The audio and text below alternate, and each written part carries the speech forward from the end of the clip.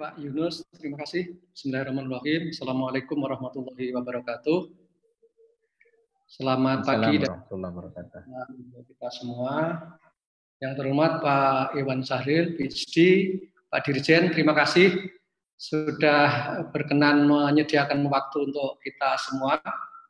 Dan materinya sudah kita terima dengan sangat bagus dan memberikan masukan yang sangat penting bagi kita sekalian. Pak Yunus, Pak Misbah, dan kawan-kawan, terima kasih telah menginisiasi kegiatan ini. Juga teman-teman di sana kelihatannya ada yang perlu saya sapa ini. Ada yang dari jauh, Pak Profesor Ramli ini, dari Makassar ya, temannya Bu Widya. Assalamualaikum. Assalamualaikum. Oke, sebentar lagi insya Allah akan pengukuhan. Gara-gara COVID ini pengukuhannya ditunda ya Pak Ramli ya. Amin, amin, ya. Prof. Amin. Amin. Ya, baik. Juga ada teman Bu Nunung. Terima kasih ada Bu Sisil yang dari Tanjung. Wah, ini dari Tanjung Pura ya. Jauh ada Mas Hadi, ada Pak Bu Kokom, ada Bu Ati, ada juga Pak Oki. Tidak saya sebutkan satu persatu. Terima kasih telah bergabung, dan Bapak Ibu sekalian, khususnya kepada Pak Dirjen, saya ingin menyampaikan topik yang diminta oleh panitia tentang pendidikan khusus. Ini sekaligus ini mungkin satu informasi kepada Pak Dirjen. Di bidang Bapak nanti ada salah satunya adalah guru pendidikan khusus, yang saya kira ini juga menjadi bagian dari profesi yang sangat berbeda dalam pekerjaannya dibandingkan dengan guru pada umumnya. Meskipun sama-sama yang ditangani adalah anak, tetapi anak yang ditangani ini adalah anak berkebutuhan khusus. Baik, izinkan saya menayangkan materi saya sebagai tambahan untuk bahan diskusi pada siang hari ini.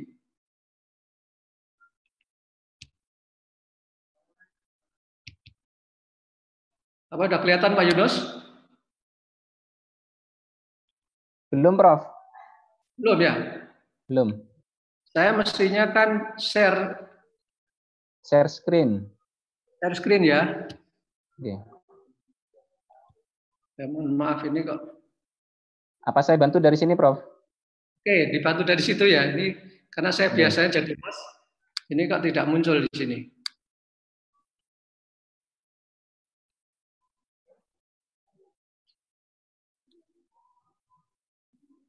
Mohon izin Pak Dirjen, saya menyampaikan materi ini dengan beberapa slide untuk bahan diskusi kita.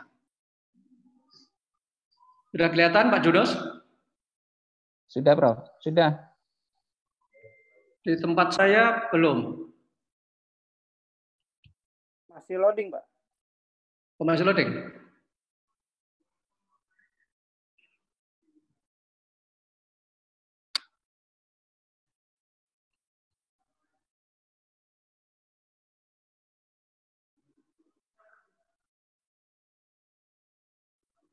Ya, di slide. Oke. Baik, Bapak dan Ibu sekalian, saya akan memulai dari slide berikutnya, Pak Yunus. Ya, apa itu sebenarnya pendidikan khusus? Ini mohon diperbaiki, ini sebenarnya ada salah ketik, Undang-Undang nomor 2, harusnya nomor 20 tahun 2003. Jadi kita mendasarkan pada konsep pendidikan khusus itu ada di Undang-Undang nomor 20 tahun 2003 yang saya dengar ini sekarang juga sedang disiapkan untuk direvisi lagi tentang Sisdiknas. Di sana dikatakan bahwa pendidikan khusus itu merupakan pendidikan bagi peserta didik yang memiliki tingkat kesulitan dalam mengikuti proses pembelajaran karena kelainan fisik, emosional, mental, sosial, dan atau memiliki potensi kecerdasan dan bakat istimewa. Dari definisi ini juga sudah menggambarkan bahwa sebenarnya siapa yang disebut anak berkebutuhan khusus yang menjadi sasaran dari pendidikan khusus. Nah, lanjut Pak Yunus, di dalam slide yang berikutnya, saya ingin menyampaikan bahwa banyak permasalahan tentang pendidikan khusus itu. Permasalahan pertama itu adalah tentang nomenklatur. Di Indonesia itu menarik karena pada awal sejarah perkembangan pendidikan khusus di Indonesia, itu menggunakan istilah pendidikan luar biasa. Meskipun dari sononya sebenarnya adalah dari special education, tetapi di Indonesia diterjemahkan menjadi pendidikan luar biasa. Maka anaknya kemudian juga disebut sebagai anak luar biasa. Dan akhirnya lembaga pendidikan tinggi yang menyelenggarakan program pendidikan kebutuhan khusus juga disebut program studi pendidikan luar biasa. Nah, beberapa undang-undang itu menggunakan istilah yang sangat berbeda, malah ada undang-undang penyandang cacat, ada undang-undang yang terakhir nomor 8 tahun 2016 menggunakan istilah penyandang disabilitas. Slide berikutnya Pak Yunus.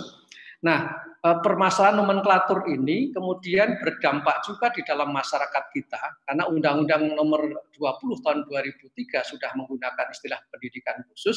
Beberapa daerah ada yang menggunakan istilah sekolah khusus. Meskipun masih banyak yang secara nasional itu istilah-istilah pendidikan kita pakai ada sekolah luar biasa. Sekolah luar biasa untuk tunanetra, untuk tunarungu, tunagrahita, tunadaksa, dan lain-lain. Dan di sana ada jenjangnya juga ada TK LB, SD LB, SMP LB, kemudian SMA LB dan seterusnya. Jadi masih beragam gitu. Nah, yang kedua adalah permasalahan mindset masyarakat. Masyarakat itu sampai hari ini masih melihat bahwa anak berkebutuhan khusus itu dianggap sebagai sumber masalah atau sebagai sumber problem, sehingga harus dalam setting penanganannya itu kadang-kadang kemudian mindset kita menganggap mereka itu dipisahkan dari komunitas anak-anak pada umumnya, yang kemudian muncul apa yang disebut dengan sekolah khusus atau sekolah luar biasa tadi. Padahal di dalam Undang-Undang nomor 20 tahun 2003 sudah disebutkan di sana bahwa semua anak, termasuk anak berkebutuhan khusus itu dapat mengikuti pendidikan melalui sekolah secara inklusif dan atau berupa satuan pendidikan khusus. Jadi sudah 17 tahun saya kira payung hukum kita itu mengembangkan sistem layanan pendidikan untuk anak berkebutuhan khusus itu dalam dua sistem.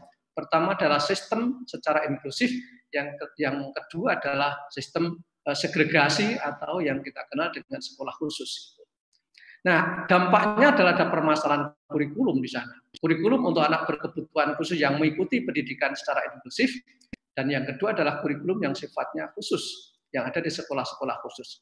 Ragam anak berkebutuhan khusus yang sangat kompleks itu menyebabkan tidak mudah dalam menangani anak-anak berkebutuhan khusus. Nah, dampak berikutnya tentu permasalahan guru. Produk guru yang dilahirkan oleh LPTK ini adalah untuk menyiapkan guru di sekolah luar biasa atau di sekolah inklusi. Yang di sana adalah mereka kurikulumnya sudah sangat spesifik.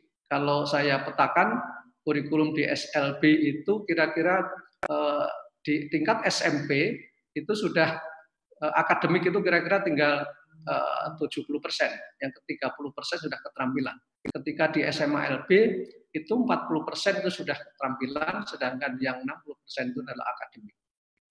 Sementara di luar itu ada banyak anak-anak berkebutuhan khusus yang sebenarnya memiliki potensi yang hebat. Nah, ketika diberikan kurikulum yang sangat berbeda ini, maka kemudian anak-anak yang memiliki potensi akademik yang baik, kalau dia masuk di SLB nanti untuk melanjutkan ke jenjang pendidikan tinggi, maka dia akan mengalami permasalahan. Dan ini saya kira sudah menjadi pembahasan di teman-teman di lingkungan pendidikan khusus di Indonesia.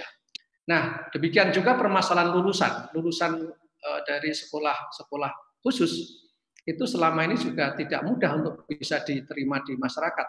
Di samping keterbatasan tentu ada, juga masyarakat masih menganggap bahwa anak-anak ini belum bisa dianggap untuk bisa bersaing dengan anak-anak pada umumnya yang lain. Nah, yang terakhir adalah permasalahan organisasi dan tata kelola. Jadi awalnya di Indonesia, pendidikan khusus itu ditangani dalam satu lingkup Kasubdit, itu tahun 80-an lah. Kemudian naik menjadi direktorat, atau ada pejabat yang namanya direktur pembinaan sekolah luar biasa waktu itu.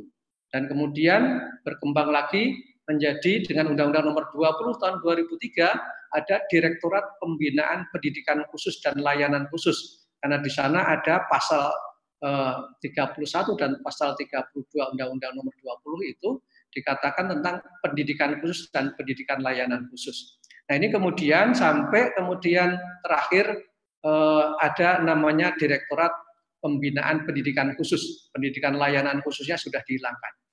Nah, hari-hari ini saya mendengar kebijakan sedang dalam struktur yang baru, pendidikan khusus nanti akan digabung dengan Direktorat Pembinaan Masyarakat, Pendidikan Masyarakat dan Pendidikan Khusus.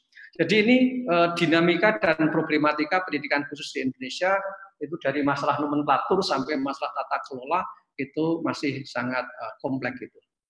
Nah, jenis-jenis keterbatasan anak berkebutuhan khusus tidak akan saya jelaskan, sudah sangat sering kita dengarkan ya, tapi ini sebagai referensi saja. Dan dalam tingkat satuan pendidikan kita mengenal beberapa istilah ya, ada tuna netra, tuna rungu, tuna grahita, tuna daksa, tuna laras, autis, kemudian berkesulitan belajar, kemudian lamban belajar, kemudian ada ADHD dan seterusnya. Dan dari mereka ini lanjut Pak Yunus, dari mereka ini ada yang sifatnya itu dari yang sangat ringan sampai dengan yang sangat berat ya. Dan ada yang sifatnya juga permanen dan ada juga yang sifatnya temporer. Satu kasus misalnya ada seseorang calon mahasiswa baru yang mendaftarkan ingin masuk perguruan tinggi, mengambil jalur afirmasi untuk kelompok berkebutuhan khusus. Ketika diwawancara ternyata dia memakai kursi roda dan ketika itu ditanya kenapa, karena kecelakaan dan kecelakaan ini sedang masa pemulihan. Nah, seperti ini sebenarnya adalah bukan disabilitas yang permanen, tetapi sifatnya adalah sementara. Karena setelah itu dia sembuh, maka dia sebenarnya tidak masuk dalam kategori disabilitas itu. Nah, anak berkebutuhan khusus, baik yang sangat kurang maupun yang sangat pintar, itu sebenarnya mereka semuanya membutuhkan perhatian dan pengertian dan atau kesempatan. Itu menurut John Clark. Jadi sebenarnya siapapun itu kalau tidak ada perhatian dan pengertian serta kesempatan, mereka akan mengalami problem dalam pengembangannya. Apalagi untuk anak yang berkebutuhan khusus. Mereka bukan dikasih sayangi tetapi diberikan kesempatan. Nah, dalam Undang-Undang 45, Undang-Undang Dasar 45 Amandemen pasal 28I, itu di sana sudah disebutkan bahwa setiap orang berhak bebas dari perlakuan yang diskriminatif atas dasar apapun, termasuk atas dasar disabilitas. Jadi itu tidak boleh. Kemudian hak yang lain bagi mereka ini adalah hak mendapatkan pendidikan. Pada slide berikutnya. Ya, Undang-Undang Nomor 20 Tahun 2003 tentang Sistem Pendidikan Nasional itu di pasal 5 disebutkan. Jadi warga negara yang memiliki kelainan fisik, emosional, mental, intelektual, dan sosial berhak mendapatkan pendidikan khusus. Kalimatnya pendidikan khusus. Kemudian pada ayat 4, warga negara yang memiliki potensi, kecerdasan, dan bakat istimewa berhak mendapatkan pendidikan khusus. Tetapi ayat 3 di situ dikatakan warga negara di daerah terpencil, terbelakang, serta masyarakat adat terpencil berhak memperoleh pendidikan layanan khusus. Jadi ada dua terminologi, satu terminologi pendidikan khusus, yang kedua adalah pendidikan layanan khusus. Nah, saat ini direktorat yang menangani pendidikan khusus dan pendidikan layanan khusus itu sudah dipisah. Jadi sekarang untuk Direktorat Pembinaan Pendidikan Khusus sudah tidak diberikan tambahan beban tentang pendidikan layanan khusus. Baik, di dalam Undang-Undang Nomor 8 tahun 2016, di sana disebutkan istilah penyandang disabilitas itu dikelompokkan menjadi 4. Ada disabilitas fisik, intelektual, mental, dan penyandang disabilitas sensorik. Itu baik yang sifatnya tunggal, ganda, ataupun multi. Menurut undang-undang itu, mereka memiliki hak penyandang disabilitas itu sampai 17. Sampai 22 di dalam undang-undang itu. Slide berikutnya. Nah, salah satu yang penting dari hak itu adalah hak mendapatkan perlindungan dari bencana, termasuk bencana COVID itu. Nah, Bapak dan Ibu sekalian, apa sebenarnya kewajiban perguruan tinggi terkait dengan undang-undang tentang penyandang disabilitas? Slide berikutnya, Pak Yunus. Ya, slide berikutnya lagi. Ya, ini penting saya sampaikan karena ini sesuatu yang baru ya, dalam undang-undang nomor sebelumnya Pak Yunus. Dalam undang-undang itu dikatakan bahwa setiap penyelenggara pendidikan tinggi ya, wajib memfasilitasi pembentukan unit layanan disabilitas. Ini wajib. Pasal 44 itu juga dikatakan perguruan tinggi yang menyelenggarakan pendidikan keguruan wajib memasukkan mata kuliah tentang pendidikan inklusif ke dalam kurikulum. Berarti di sini bahwa semua LPTK itu semua program studi itu harusnya ada mata kuliah pendidikan inklusif. Sehingga ketika mereka nanti menjadi guru dan di sana ada anak-anak berkebutuhan khusus yang beragam di sekolahnya, mereka akan bisa menangani dengan baik. Nah, di mana sebenarnya anak berkebutuhan khusus bersekolah? Slide berikutnya. Jadi anak-anak berkebutuhan khusus itu bersekolah secara formal itu ada di dua lembaga ini, yaitu adalah satuan sekolah khusus atau satuan pendidikan khusus, dan yang kedua adalah di sekolah umum atau yang disebut dengan sekolah penyelenggara pendidikan inklusif. Dan di luar itu masih ada anak-anak kita yang mengikuti pendidikan informal dan pendidikan non formal, terutama mereka-mereka yang usianya sudah agak lanjut dan kemudian mereka ini belum bersekolah, maka kemudian mereka sekolah di sekolah pendidikan non formal. Yang menarik sampai dengan hari ini, Bapak dan Ibu, angka partisipasi pendidikan untuk anak berkebutuhan khusus itu baru mencapai sekitar 40%. Jadi yang 60% berarti dia belum bersekolah atau berada jauh dari jangkauan sekolah. Nah, dari itu kemudian jumlah SLB, sekolah luar biasa yang sekarang menangani anak berkebutuhan khusus, itu sebenarnya tidak banyak. Di Indonesia itu hanya ada jumlah sekolahnya itu 2.190. Kemudian jumlah siswanya 133.000 sekian. Kalau kita lihat slide berikutnya, di sekolah penyelenggara pendidikan inklusif, sampai hari ini sudah ada 41.000 satuan pendidikan yang menyelenggarakan pendidikan inklusif. Dan jumlah peserta didik berkebutuhan khusus yang belajar secara inklusif sudah mencapai 146.679. Artinya angka ini jauh melampaui jumlah siswa yang belajar di SLB atau di sekolah khusus.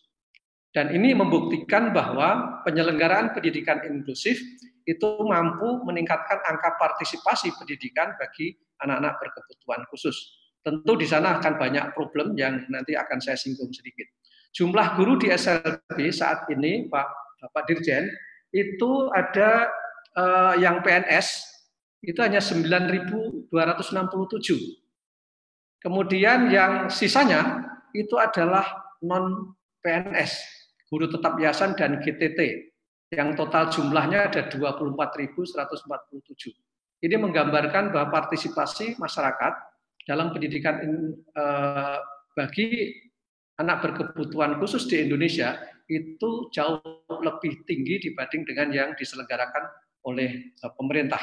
Baik jumlah SLB, jumlah guru, jumlah sekolah inklusi dan sebagainya, itu peran swasta, masyarakat itu sangat luar biasa.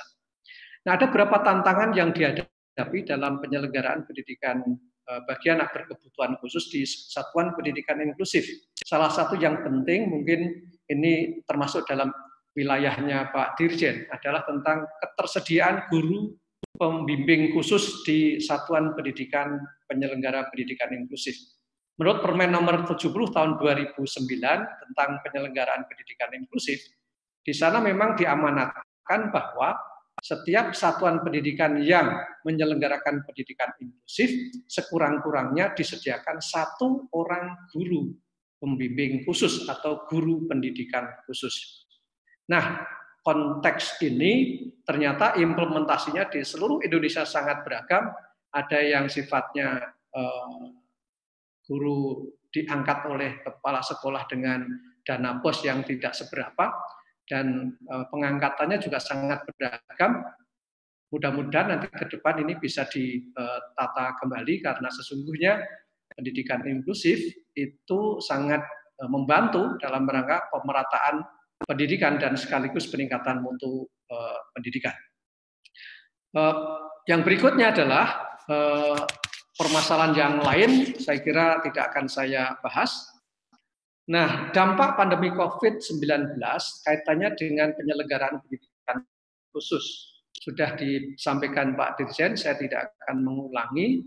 Ada satu survei, salah satunya teman saya dalam 2 minggu yang lalu kira-kira, itu mensurvei lebih dari 1.000 orang di Indonesia dari usia 10 tahun sampai usia di atas 60 tahun, bahwa sebenarnya siapa yang mengalami kecemasan.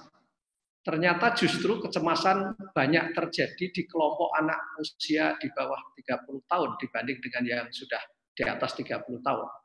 Mengapa itu terjadi? Karena semua orang tua sampai juga anak-anak, sebenarnya belum pernah mengalami suasana seperti yang terjadi sekarang. Orang kemudian harus di rumah, orang kemudian tidak diperkenankan atau disarankan tidak berjamaah ke masjid, kemudian macam-macam. Dan suasana ini kemudian menimbulkan kecemasan bagi kita semua gitu. Meskipun kecemasan tidak mesti harus menjadi persoalan yang serius, kecuali kecemasannya sudah melampaui sehingga menimbulkan gejala-gejala medis gitu. Nah, tetapi yang ingin saya sampaikan bahwa semua orang mengalami kecemasan. Dalam dunia pendidikan itu juga akhirnya berdampak apa yang terjadi. Saya dalam tanggal 27 sampai 22 April kemarin melakukan survei nasional melalui Google Form terhadap 228 guru dari 242 SLB di seluruh Indonesia.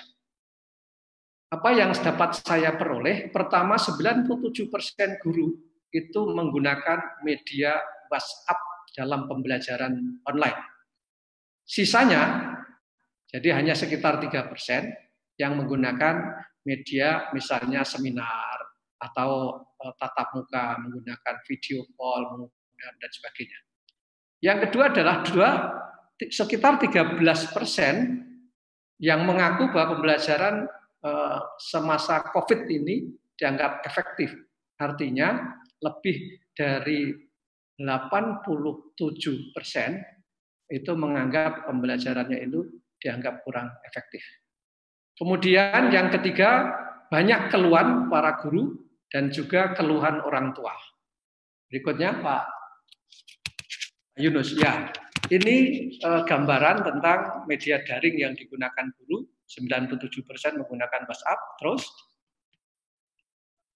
oke, terus. Nah, metode pembelajaran yang digunakan ini kembali dulu. Kalau kita lihat di sini, memang kemudian tampak ya itu yang rata-rata memberikan tugas melalui WhatsApp dan kemudian orang tua berjibaku untuk membantu anaknya, kira-kira begitu. Dan yang bersifat mengunggah rekaman suara 8% ya, melakukan video conference itu ada sekitar 4%. Ini suasana pembelajaran di sekolah luar biasa ketika masa COVID. Tentu berbeda dengan mungkin di sekolah-sekolah umum yang tidak bermasalah. Oke, berikutnya. Nah, apa kendala yang dialami guru? Jadi para guru ini mengaku 68% mereka merasa sangat terkendala dengan adanya COVID-19 ini dalam pelaksanaan pembelajarannya. Sisanya hanya 32% yang merasa tidak ada kendala. Kendala yang terbesar di situ adalah tentang apa? Yaitu tentang keterbatasan media. Kemudian yang berikutnya adalah keterbatasan dalam penguasaan IT. Jadi memang guru-guru kita dalam teknologi informasi di situ tercatat 28,5% guru kita mengalami hambatan dalam penggunaan teknologi. Tapi kemudian dipaksa oleh situasi dan mereka kemudian melakukan itu. Slide berikutnya. Nah, ini keluhan orang tua. Jadi 66% orang tua itu mengalami keluhan, merasa ada beban keluhan tentang pelaksanaan pembelajaran. Ada satu kasus misalnya, bukan satu, lebih banyak kasus di lapangan, orang tua hanya memiliki satu HP dan anaknya 3, semua pada jam yang sama, itu menggunakan pembelajaran daring dan kemudian mereka mengalami kesulitan.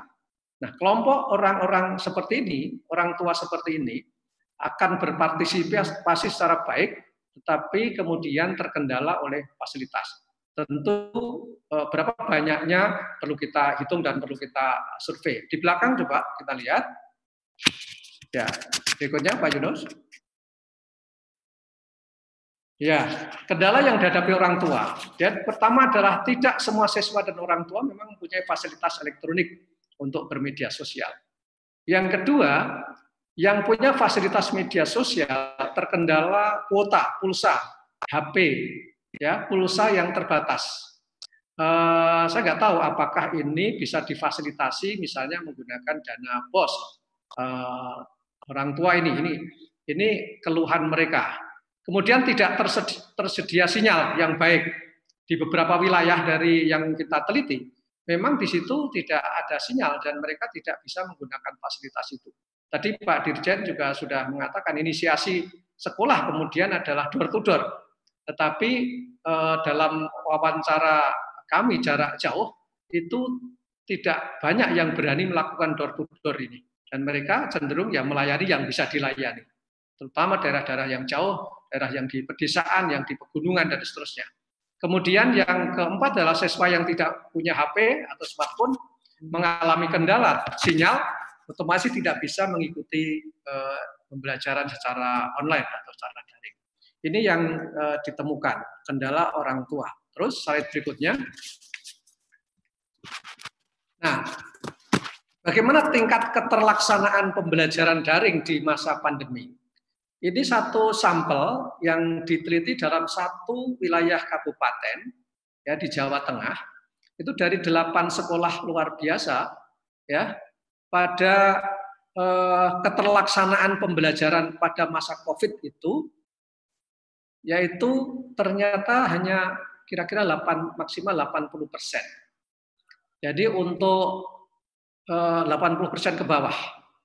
Yang 80% ke atas itu ada di SMPLB itu pun hanya 11,5%, SMALB 25%. Kemudian yang kurang dari 80% itu untuk SDLB 62,5% dan untuk SMP itu 87% dan untuk SMA 50% yang kurang dari 80% tingkat keberjalanannya. Dan masih ada yang kurang dari 50%. Ya, ini menunjukkan bahwa memang tidak bisa berjalan secara keseluruhan, apalagi di sekolah khusus. Saya tidak tahu bagaimana di sekolah-sekolah reguler di luar sekolah luar biasa. Nah, bagaimana menurut persepsi guru tentang efektivitas pembelajaran daring ini?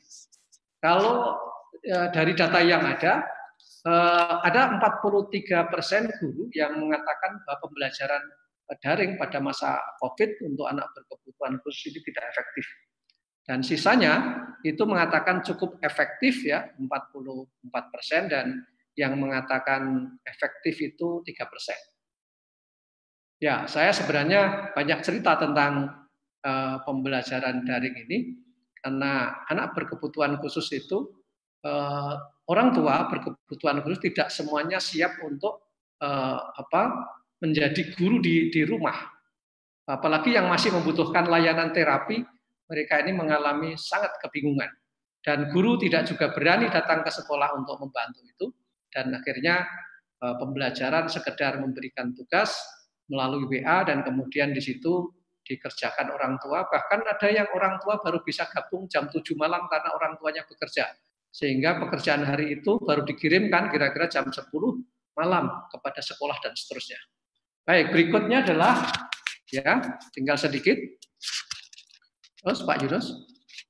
Ya, pelajaran dari pandemi COVID itu apa? Jadi teman-teman yang kita tanya itu bahwa ternyata memang ada kesadaran bahwa selama ini masih banyak guru yang tidak menguasai teknologi informasi.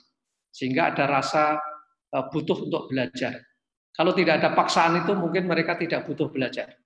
Keluhan yang saya terima adalah bahwa guru-guru yang sudah senior itu cenderung untuk tidak mau belajar tentang teknologi dan kemudian akhirnya dia menyerahkan kepada orang lain. Yang kedua adalah kesadaran bahwa teknologi informasi tidak mungkin dipisahkan dari kompetensi guru abad 21. Saya kira kita semua tahu bahwa dengan konsep TPEC, Technological Pedagogical Content Knowledge, adalah menjadi salah satu ciri pembelajaran abad 21 yang mewajibkan bahwa guru tidak hanya menguasai konten, tetapi juga pedagogi, dan yang terpenting lagi adalah teknologi informasi. Kemudian yang ketiga adalah kesadaran bahwa orang tua semakin diperlukan sebagai mitra pembelajaran bagi anak didik. Jadi yang menarik salah satunya Pak Dirjen, bahwa ketika masa COVID ini, ternyata kurikulum pembelajaran untuk anak berkebutuhan khusus itu bisa dirancang baru gitu sesuai dengan kondisi keluarga. Jadi ketika menggunakan kurikulum yang standar digunakan untuk semua anak, itu tidak bisa dijalankan. Untuk keluarga tertentu ternyata dia bisa merumuskan pembelajaran apa yang dibutuhkan hari ini yang sesuai dengan kebutuhan anak di rumah. Kemudian yang keempat adalah kesadaran bahwa masih banyak sumber belajar yang sebenarnya bisa diakses, dan waktu tidak ada COVID, sumber-sumber belajar itu sering tidak dianggap penting oleh satuan pendidikan.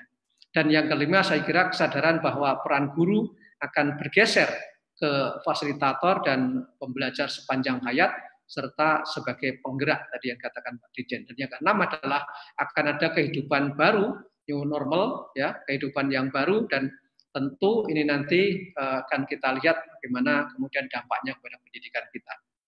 Baik, berikutnya, ya, bagaimana pembelajaran pasca COVID-19? Para guru, ketika kita berikan satu pertanyaan, bagaimana pendapat Anda untuk pembelajaran yang akan datang ketika sudah tidak ada COVID-19? Nah, ternyata 49% itu merasa sangat memungkinkan untuk bisa menerapkan pembelajaran dengan memanfaatkan teknologi informasi, dan 50% yang lain merasa sangat meragukan. Mudah-mudahan ini sebuah fakta lapangan yang menjadi bahan pembelajaran bagi kita, dan sebagai kesimpulan saya kira pembelajaran daring bagi anak berkebutuhan khusus pada masa pandemi memang cenderung kurang efektif, sedangkan pembelajaran untuk pasca COVID itu guru cenderung lebih optimis untuk bisa menggunakan dan memanfaatkan teknologi informasi sebagai bagian dari dampak COVID ini. Dan banyak pelajaran positif yang bisa diambil akibat pandemi COVID-19 untuk pendidikan dan guru di masa depan. Saya kira itu beberapa tulisan singkat yang dapat saya sampaikan. Mudah-mudahan ada manfaatnya. Saya kembalikan kepada Pak Yunus. Assalamualaikum warahmatullahi wabarakatuh. Waalaikumsalam warahmatullahi wabarakatuh. Terima kasih Prof. Munawir.